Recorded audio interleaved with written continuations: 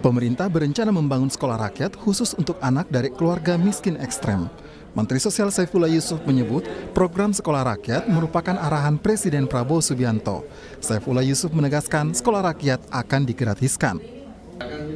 Tapi yang jelas ini memang sekolah boarding school untuk keluarga-keluarga yang miskin ekstrim utamanya.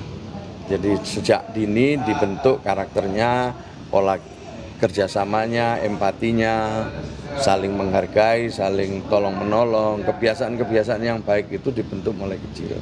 Sebab kalau di rumah kadang-kadang nggak mendapatkan dukungan yang semestinya. Tentu kami akan koordinasi dengan Kemenko, pemberdayaan masyarakat, dengan para ahli. Nanti kita akan laporkanlah secara berkala. Ya. Secara konsep gratis berarti? Iyalah, pastilah. Itu pasti kalau itu. Jelas gratis. Pemerintah akan membangun sekolah rakyat yang berbentuk asrama untuk keluarga miskin ekstrem. Nantinya sekolah ini gratis dan akan dikelola oleh Kementerian Sosial dengan kurikulum yang sama dengan sekolah umum lainnya. Anggaran sekolah rakyat rencananya dari kerjasama pemerintah dan swasta. Menteri Pendidikan Dasar dan Menengah Abdul Muti menyebut sudah membahas terkait sekolah rakyat dengan Menteri Sosial. Namun formatnya masih dibahas antar kementerian untuk menghindari tumpang tindih. Ya itu kan memang pesan Pak Presiden kepada Pak Menteri Sosial, dan Pak Menteri Sosial sudah bertemu dengan kami. Tinggal nanti pelaksanaannya kita usahakan supaya tetap sejalan. Nah, ini nanti mungkin perlu pembicaraan lebih lanjut antar kementerian, lintas kementerian, dan karena itu adalah perintah Presiden, ya kami sebagai pembantu Presiden berusaha untuk dapat melaksanakannya dengan sebaik-baiknya. Tinggal nanti kita cari skemanya. Kekhawatiran mudah-mudahan tidak tumpang tindih itu yang nanti kita cari supaya tidak terjadi tumpang tindih. Misalnya begini. Pemerintah melalui Kemenko PMK mengeklaim jumlah penduduk miskin ekstrem terus turun dalam 3 tahun terakhir. Sekolah rakyat diklaim merupakan program untuk pembentukan mental bagi masyarakat miskin ekstrem. Tim Liputan, Kompas TV. Seberapa mendesak sebenarnya pembangunan sekolah rakyat dan format seperti apa yang akan dibentuk agar tidak tumpang tindih dengan sekolah umum dan juga sekolah rakyat atau sekolah Garuda. Kami akan bahas malam hari ini bersama Wakil Ketua Komisi 10 DPR RI, fraksi PKB, lalu Hadrian Irvani, dan juga sudah bergabung dengan Ketua Dewan Pakar Federasi Serikat Guru Indonesia, Retno Listiarti. Sebenarnya kami juga sudah mengundang perwakilan dari Kementerian Sosial, tetapi hingga kini belum juga mengonfirmasi kepada kami. Selamat malam Pak Lalu, Bu Retno. Selamat malam. Pak Lalu, jadi di Komisi 10 ini sudah mendengar adanya wacana akan membuat sekolah rakyat? Iya, kami di Komisi 10 memang sudah mendengar, baik itu melalui media maupun komunikasi langsung dengan pihak Kementerian Dikdasmen tentunya sebagai mitra kerja kami, walaupun sekolah rakyat ini nantinya berada di bawah naungan Kementerian Sosial, Mbak Audrey. Sebenarnya bedanya apa sih Pak Lalu Kementerian Sekolah Garuda dengan sekolah rakyat ini? Konsep sekolah rakyat ini kan berawal ketika Pak Menko Pemberdayaan bersama Pak Muhaimin bersama seluruh jajaran menteri yang ada di bawah naungan Menko Pemberdayaan melapor kepada Pak Prabowo terkait dengan data-data kemiskinan yang ada di negara kita. Nah, dari data-data kemiskinan itu ternyata banyak warga kita yang miskin ekstrim, putus sekolah, kemudian sudah tentu tidak mampu melanjutkan sekolah. Nah, oleh sebab itu Pak Prabowo dalam hal ini mencetus ide untuk membuat sekolah rakyat, yang nantinya sekolah rakyat ini diperuntukkan bagi warga negara atau anak bangsa yang memang tergolong ke dalam miskin ekstrim. Tapi Pak Lalu dengan wacana sekolah rakyat ini ada yang menduga ini kok kayak era kolonial lagi ya? Artinya dulu memisahkan antara mana pendidikan dengan status sosial seseorang. Oh enggak, jadi yang ini bedalah dengan yang dulu gitu. Jadi tentu konsep sekolah rakyat ini dengan menggunakan konsep yang baru.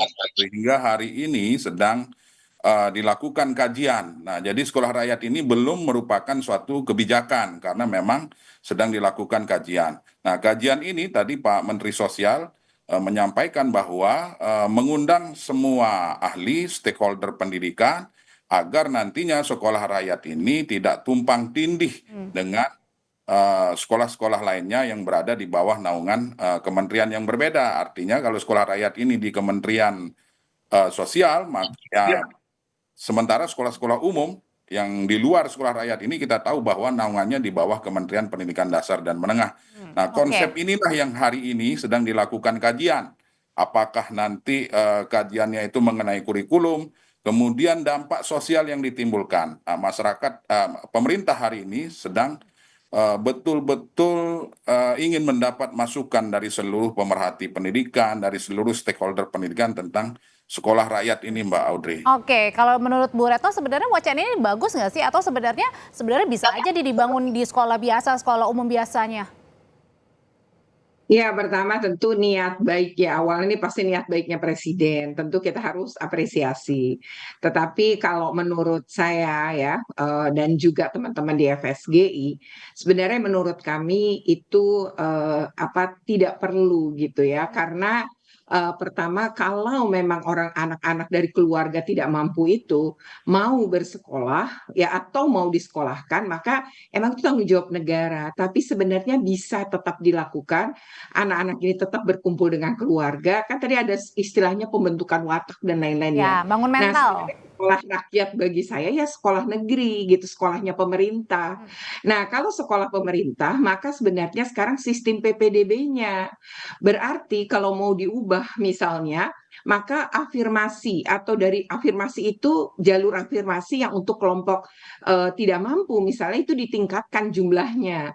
Lalu beasiswa ditambahkan. Seperti misalnya pola DKI yang memberikan KJP misalnya untuk kelompok miskin. Jadi nggak perlu itu Tanpa dibentuk lagi sekolah ya. rakyat, sekolah baru itu? Iya, karena seharusnya pendidikan, Mbak, semuanya berkualitas. Terutama di sekolah negeri ini harusnya standarnya sama, kualitasnya sama, dan siapapun bisa masuk. Nah, sistem zonasi itu sebenarnya udah sesuai gitu. Nah, hanya kan kekurangan sekolah negeri di Indonesia. Hanya 38% yang bisa sekolah di negeri. Nah, harusnya pemerintah menambah jumlah sekolah negeri di seluruh Nah, ini Indonesia. saya tanyain ke Pak Lalu kayak gitu. Bu Iya, Retno. menurut saya daripada sekolah rakyat ini, apalagi di bawah Kementerian Sosial yang memang di dalam undang-undang kita kan pendidikan itu di bawah Kementerian Agama dan Oke. Kementerian Pendidikan. Malah ini kemudian menjadi rancu gitu. Kalau bagi kami sebaiknya ini sistem PPDB-nya sudah baik, hanya mungkin perlu ditambah sekolah negeri sehingga akses untuk keluarga-keluarga miskin ini bisa masuk. Nah, tuh. dengan cara apa? Salah satunya adalah memperbesar misalnya jalur afirmasi. Oke, saya tanyain hal itu ke Pak Lalu. Pak Lalu, kenapa nggak dibangun aja, diperbanyak sekolah negerinya daripada bangun baru sekolah rakyat?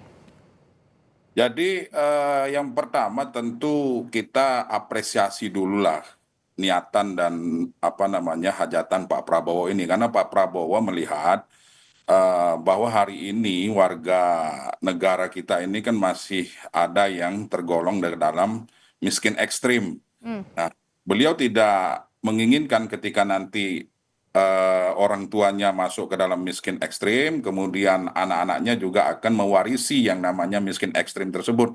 Nah, sehingga dibentuklah sekolah rakyat ini untuk betul-betul mendidik, mencetak generasi unggul yang tadinya awalnya miskin. Tapi kan bukan ekstrim. berarti kalau misalnya tergolong masyarakat miskin ekstrim ini juga kemudian karakternya tidak unggul kan, Pak? Gimana? Iya, maksudnya belum tentu kan seseorang misalnya yang hidup sangat kurang di bawah garis kemiskinan atau miskin ekstrim tadi kategorinya, bukan berarti kan mental mereka juga kemudian tidak terbentuk kan, bukan berarti buruk kan? Iya betul, tetapi memang ada kekhawatiran nantinya kalau misalnya tidak negara hadir, maka jangan sampai ke depan akan mengalami hal yang sama dengan keluarga atau orang tua mereka hari ini. Tetapi begini Mbak Audrey, yang perlu kita apresiasi hari ini bahwa niatan Pak Presiden Prabowo ini betul-betul concern terhadap dunia pendidikan kita. Ini yang perlu kita apresiasi dulu. Bahwa nanti kemudian sekolah rakyat ini jadi dibangun atau tidak, merupakan kebijakan resmi dari Pak Presiden Prabowo atau tidak, ya nanti kita lihat sesuai dengan hasil kajian. Masukan-masukan yang disampaikan oleh Bu Retno, kemudian teman-teman para ahli-ahli pendidikan, para pengamat-pengamat pendidikan, dan seluruh stakeholder pendidikan tentunya sangat dibutuhkan hari ini dalam rangka menentukan apakah kebijakan ini perlu dilaksanakan atau tidak. Kemudian yang terpenting lagi adalah sinkronisasi, koordinasi antar lembaga atau kementerian. Misalnya Kementerian Sosial dan Kementerian Pendidikan, kemudian dengan Kementerian Keuangan, karena terkait dengan anggaran yang akan digunakan untuk sekolah rakyat ini. Namun, konsep dari sekolah rakyat ini tidak akan membangun, Mbak Audrey, tetapi menggunakan sekolah-sekolah yang sudah tidak berfungsi lagi, menggunakan balai-balai pelatihan yang ada hari ini. Oke, Tapi sekali lagi yang perlu saya garis bawahi, ini belum merupakan kebijakan resmi, masih baru wacana gitu ya kemudian. wacana yang sedang dilakukan pendalaman, Oke. sedang dilakukan kajian. Oke, Bu Retno, sebenarnya kalau tadi dilihat kalau dikategorikan apalagi di bawah Kementerian Sosial, kalau jadi nih sekolah rakyatnya ini kemudian menambah juga bingung nggak sih, atau jangan-jangan yang mau masuk ke sekolah sana keluarga atau anaknya juga takut nih, jangan-jangan saya dikategorikan seperti ini padahal anak saya pintar, tapi kategorinya kok malah dikaitkan dengan status ekonomi seseorang atau keluarga. Ya itu namanya stigma ya. Mau tidak mau stigma itu ada dan seperti tercipta kasta kan. Nah ini walaupun niatnya mungkin tidak membuat sebuah kasta, tapi akhirnya jadi terstigma dan ada kasta. Itu dampaknya nanti. Yang kedua adalah membangun sekolah meskipun tidak membangun gedung, apalagi kan ini dibilang boarding ya. Kalau membangun boarding, mau tidak mau kan harus membangun gedungnya, penginapannya ya, ruang makan dan lain-lain. Jadi ini memang tidak mudah dan anak ini mau sekolah dari kelas berapa nih di sekolah rakyat itu? Kalau dari SD berarti negara harus menanggung setidaknya 12 tahun, kan gitu. Malah sekarang udah 13 tahun tuh kan pemerintah mencanangkan. Nah, berarti selama 13 tahun ini berarti harus ada pembiayaan dan anak SD misalnya kelas 1 apakah dia mau diboardingkan? Lalu yang kesulitan berikutnya adalah yang ekstrim itu emang ngumpul di suatu tempat kan mungkin tidak, makanya disebut maka mau diboardingin kan begitu. Tapi ketika kemudian usia berapa mereka sebenarnya siap dimasukkan ke dalam sekolah berbasis asrama ini gitu, itu kan juga menjadi sebuah PR tersendiri karena tumbuh kembang anak itu lebih baik memang berada dulu di keluarga gitu. Jadi ketika udah kebentuk nih di keluarganya, maka dia sebenarnya ketika masuk sekolah-sekolah boarding itu karakternya udah kebentuk, tapi ini berpikir bahwa nanti membentuk karakter baiknya. Nah, berarti berpikirnya dari mulai anak ini kelas 1 SD misalnya. Nah, berarti 12 tahun dalam tanggungan negara ini biaya yang cukup berat dibanding kita dan itu gurunya lagi. Kan kalau di bawah Kementerian Sosial beda lagi dong. Gurunya, kemudian fasilitasnya, kalau mau unggul juga sarana prasarananya, begitu Dari banyak nol sebenarnya lagi yang gitu ya. biaya yang harus dikeluarkan. Nah, itu Nah, lebih baik kan bikin sekolah negeri baru ditambahin aja yang sekarang kurang gitu. Kalau Oke. menurut saya sih seperti itu, terutama SMA dan SMK ini kan sedikit kurang, kita memang kekurangan. Lalu kemudian menurut Pak Lalo sendiri ini bisa menjadi kenyataan nggak sih? Pak, sekarang aja kita dihadapi dengan makan bergizi gratis yang bingung nih dananya, terutama ada wacana soal zakat misalnya diambil. Nah, belum lagi sekarang ada wacana lagi soal sekolah rakyat. Ya, mengenai ini nanti terwujud atau tidak ya tergantung dari hasil kajian yang saya sampaikan tadi. Memang banyak variabel yang perlu dihitung seperti yang disampaikan Bu Retno tadi, itu juga betul yang dan menjadi pertanyaan masyarakat kita hari ini. Jangan sampai muncul stigma sosial, kemudian malah justru akan memperlebar jurang kesenjangan itu gitu. Nah, tetapi sekali lagi saya sampaikan bahwa yang perlu diapresiasi ini adalah keinginannya, nawaitunya. Nah, nanti kalau misalnya modelnya seperti apa, apakah jadi namanya sekolah rakyat atau ada konsep atau berdasarkan hasil kajian ternyata berubah namanya, ya ini kita sama-sama hari ini masih menunggu.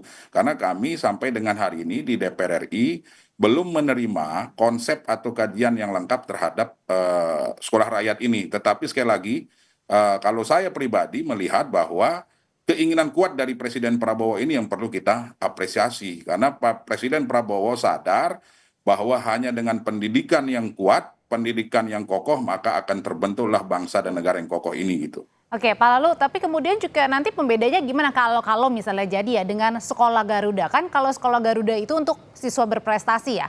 Nah, pertanyaannya kalau berprestasi tapi kemudian tadi ekonominya kurang gitu. Nah, ini masuk yang mana nih? Jadi rancu jadi nanti.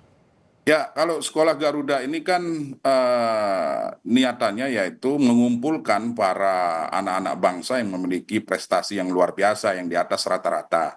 Dikumpulkan jadi satu ke dalam satu sekolah yang juga kurikulumnya menurut penjelasan dari Kementerian Pendidikan Tinggi dan Saintek. Karena ini sekolah Garuda berada di bawah naungan Kementerian Pendidikan Tinggi dan Saintek dan tidak berada di Kemdikdasmen ini Mbak Audrey. Oke. Nah, kenapa seperti itu? Karena kurikulumnya nanti yang akan diterapkan itu setara dengan diploma.